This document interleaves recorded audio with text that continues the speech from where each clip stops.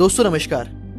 जैसे जैसे लोकसभा चुनाव करीब आ रहे हैं वैसे वैसे ही राजनीति को लेकर नए नए सवाल उठते जा रहे हैं। ऐसे एक सवाल पर आज चर्चा करेंगे।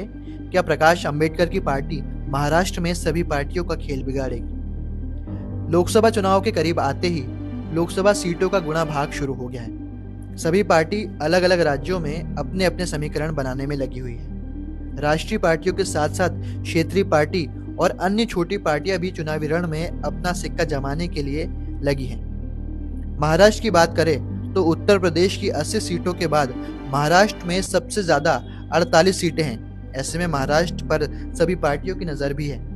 महाराष्ट्र में एनडीए के खिलाफ इंडिया गठबंधन चुनाव लड़ेगा, मगर महाराष्ट्र के समीकरण देखकर छोटी पार्टियां भी चुनाव में ताल ठोक रही है। डॉक्टर भीमराव अंबेडकर के पोते प्रकाश अंबेडकर की पार्टी वंचित बहुजन अघाड़ी ने 48 में से 26 सीटों पर महाविकास अघाड़ी से लड़ने की मांग की है, जिसमें वे मराठा आरक्षण आंदोलन के नेता मनोज जारंगे पाटिल को जालना से और अभिजीत वैद्य को पुणे से लड़ाने की मांग कर रहे हैं। ऐसे ही 15 ओबीसी और 3 अल्पसंख्यक उम्मीदवारों के भी नाम उन्होंने महाविकास अघाड़ी को भेजे हैं। देखने वाली बात यह है कि पिछले विधानसभा चुनाव में वंचित बहुजन अघाड़ी ने कांग्रेस को कई सीटों पर नुकसान पहुंचाया था, जिससे कांग्रेस को हार का सामना करना पड़ा था, क्योंकि उनके लड़ने से कांग्रेस के वोट में बंटवारा हुआ था। देखिए, मैं आपको कुछ तस्वीरें दिखाता हूं जिसमें पिछले महाराष्ट्र विधानसभा चुनाव के आंकड़े हैं। किस पार्टी को कितने वोट मिले हैं उनके आंकड़ों पर एक बार नजर डालिए।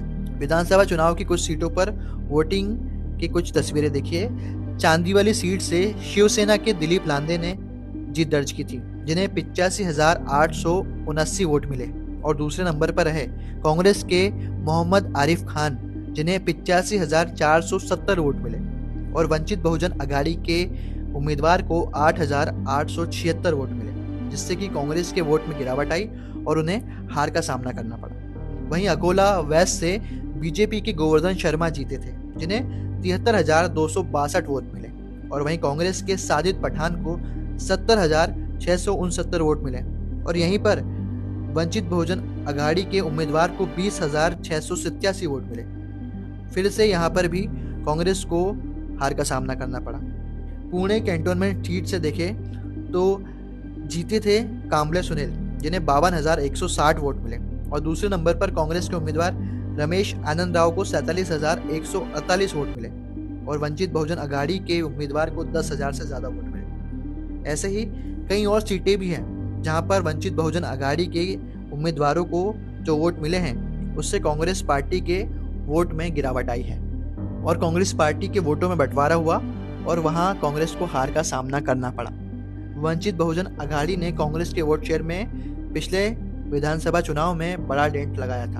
अब देखना यह होगा कि लोकसभा चुनाव में महाराष्ट्र में इस बार क्या होने वाला है, और क्या वंचित बहुजन अघाड़ी इंडिया गठबंधन और महाविकास अघाड़ी के साथ गठबंधन कर पाती है और साथ में सीट शेयरिंग हो पाती है या नहीं।